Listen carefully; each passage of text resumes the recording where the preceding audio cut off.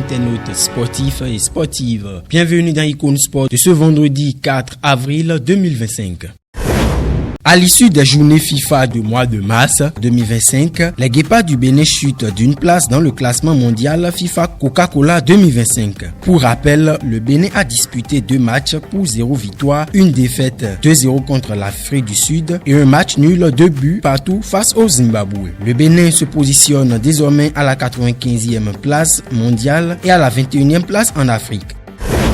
Le défenseur central béninois Olivier Verdon vient de disputer son 19e match de championnat cette saison. Face à Koumovgrad, ce jeudi 3 avril 2025, dans le cadre de la 27e journée, Ludogorets et son Guépard se sont imposés 3-0 à domicile, prenant plus d'avance au classement. Avec plus de 10 points sur le Dauphin, les Verts sont sur une bonne voie pour un nouveau titre. Le Burkina Faso continue d'impressionner à la CAN U17 en décrochant son billet pour les quarts de finale et pour la Coupe du Monde U17 Qatar 2025. Les jeunes étalons ont validé leur double qualification grâce à une victoire face à l'Égypte 2-1 lors de la deuxième journée du groupe B. Dominateurs, les Burkinabés ont ouvert le score peu avant la pause à la 41e minute. En seconde période, Loukman Tapsoba a doublé la mise à la 69e minute sur une offrande de Diaby.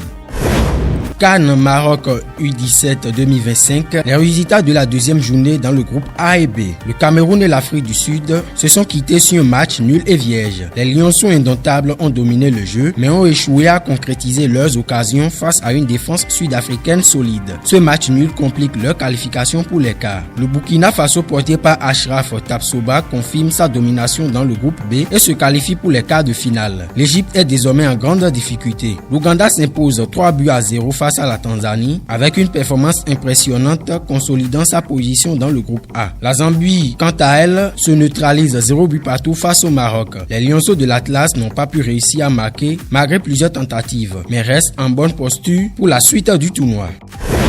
Le président de l'Union des associations européennes de football, UEFA, Alexander Kafrin, a fermement rejeté l'idée d'une Coupe du Monde à 64 équipes en 2030 lors d'une conférence de presse ce jeudi 30 avril, qualifiant cette proposition de mauvaise idée. Cette initiative a été avancée par Ignacio Alonso, président de la Fédération uruguayenne de football, bien que la Coupe du Monde 2026, qui se déroulera aux États-Unis, au Maroc et au Canada, ait déjà prévu une augmentation du nombre d'équipes de 32 à 48. La FIFA a qualifié cette proposition de spontanée et a affirmé qu'il était de son devoir de l'examiner sans toutefois révéler la position de son président Gianni Infantino.